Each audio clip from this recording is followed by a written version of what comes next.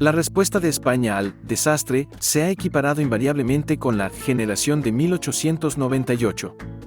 Sin embargo, a menudo se pasa por alto el hecho de que 1898 también provocó una conmovedora reacción nacionalista que desafió el determinismo racias de los darwinistas sociales y la condescendencia de los extranjeros, personificada en la condenativa caracterización de Lord Salisbury de España como una de las naciones vivientes, que sufrió una fiebre regeneracionista, con propuestas que van desde librepensadores, masones y anarquistas hasta socialistas, republicanos, liberales, conservadores y carlistas, sin olvidar las de agrónomos, feministas, obispos, militares, eruditos y otros. A pesar de la desconcertante variedad de programas, todos estaban de acuerdo en una cosa: la necesidad urgente de una reforma de largo alcance. Por fin, España comenzó a enfrentarse al futuro, negándose a buscar refugio en las glorias imperiales del pasado. El espíritu del regeneracionismo era tan omnipresente que impregnaba la vida cotidiana. Sin embargo, muchos españoles en 1898 no compartieron ni el fervor patriótico de los regeneranistas ni la consternación de las clases acomodadas como María de Echarri Martínez. El líder del Partido Conservador, Francisco Silvela, dijo que la guerra no produjo el más mínimo cambio en la vida o las costumbres o el entretenimiento de las clases populares. De hecho, los comentaristas se sorprendieron por la indiferencia general al desastre.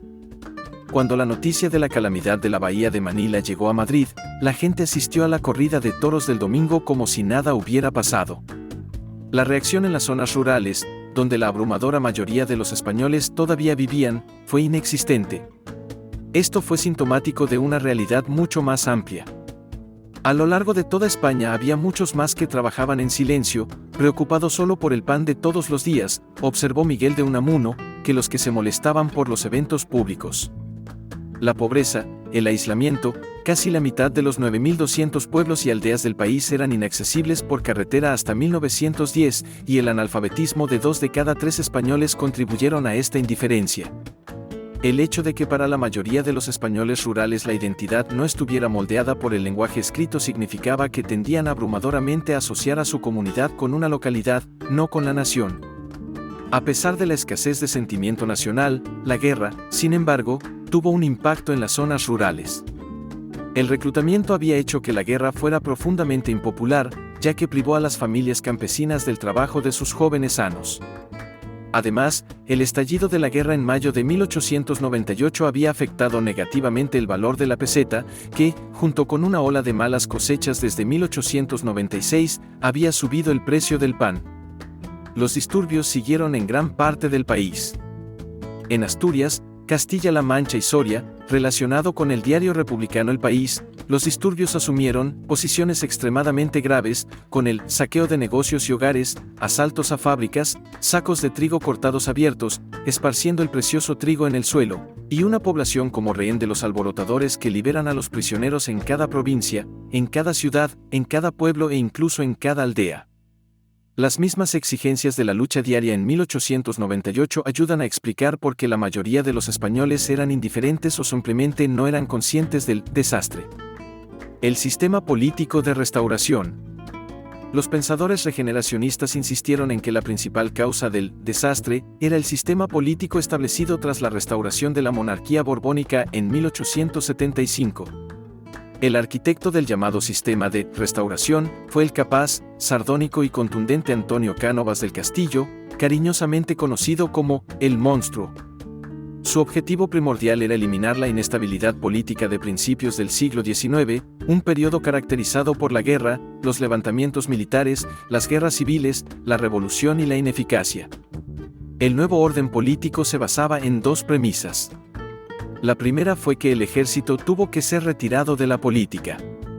El levantamiento del coronel Rafael del Riego en 1820 en apoyo de los liberales en su lucha contra los absolutistas había sentado un precedente para la participación militar en la política.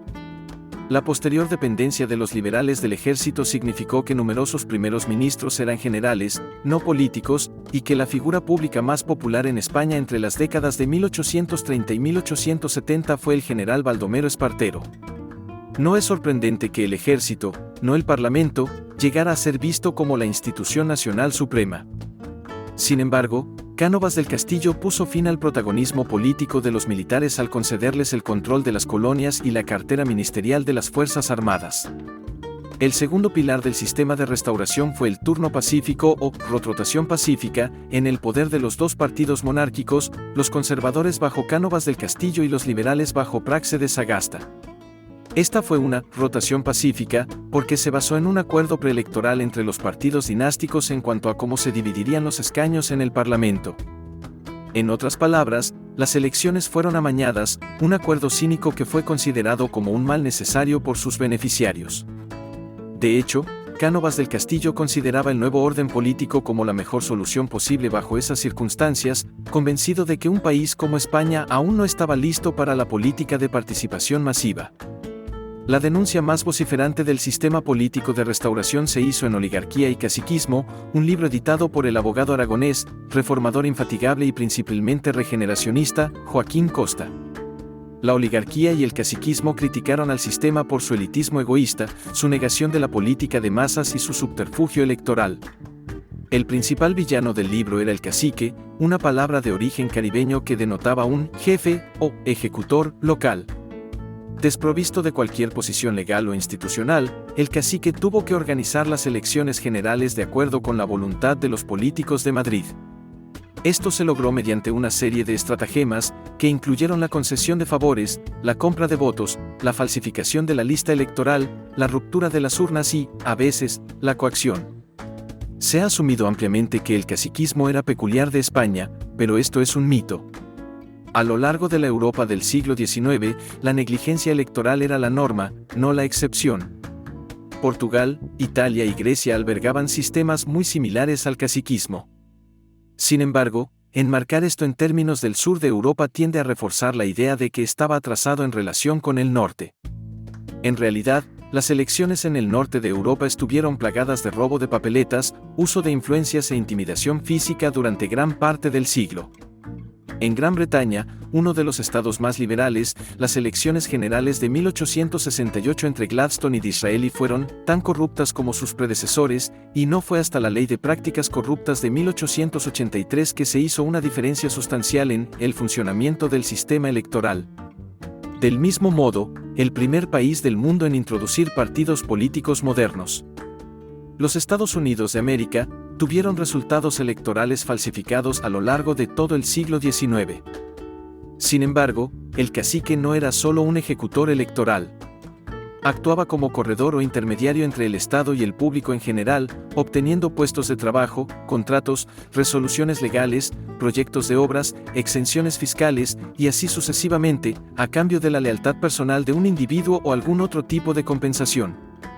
Este fue un acuerdo arraigado en el intercambio de favores entre un patrón y un cliente, el patrocinio que constituía una relación cara a cara, mientras que el clientelismo implicaba un mayor número y, por lo tanto, un mecanismo más elaborado. Al explotar su acceso a la administración pública y a los corredores del poder, un cacique podía ejercer una influencia considerable a nivel provincial o local. Un ejemplo destacado es la red construida por el conde de Romanones en la provincia de Guadalajara. Habiendo establecido su bastión electoral allí, donde fue votado 16 veces entre 1888 y 1923, el conde procedió a extender su control sobre toda la provincia, como árbitro y director de la política municipal y provincial, como intermediario entre los habitantes de la zona y las instituciones centrales del Estado, y, en resumen, como amo casi absoluto de la administración pública. Como dijo un ministro, en Guadalajara el conde era propietario y señor de las vidas, y, una vez más, España no fue una excepción en este sentido. Prácticamente todas las sociedades europeas del siglo XIX y principios del siglo XX estaban en mayor o menor grado impregnadas de mecenazgo o relaciones clientelistas, especialmente en aquellas que se distinguían por instituciones administrativas, legales y políticas débiles. Y hasta aquí, queridos amigos, el capítulo de hoy. Estén atentos a las próximas entregas, que se vienen muy interesantes. Muchas gracias y hasta pronto.